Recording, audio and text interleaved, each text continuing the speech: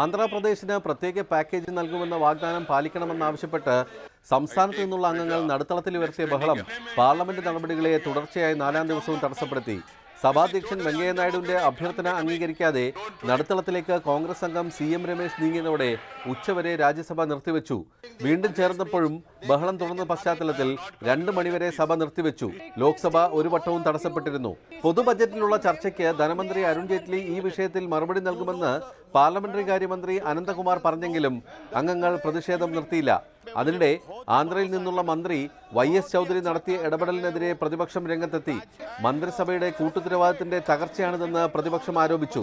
And the honorable finance minister is definitely going to give a reply. Go back to their seats and facilitate the debate on the budget. Renuka ചൗധരിയെ ശൂർപ്പണഖയോട് പരോക്ഷമായി ഉപമിച്ച് പ്രധാനമന്ത്രി നടത്തിയ പരാമർശം പിൻവലിക്കണമെന്ന് കോൺഗ്രസ് ആവശ്യപ്പെട്ടു. മോദിയുടെ പ്രസംഗം സാമൂഹ്യ മാധ്യമങ്ങളിൽ പോസ്റ്റ് ചെയ്ത സഹമന്ത്രി കിരൺ റിജ്ജു സ്ത്രീകളെ അപമാനിച്ചതായി രേണുക ചൗധരി കുറ്റപ്പെടുത്തി. It is highly objectionable and I am going to file for privilege. Mathrubhumi news, Delhi.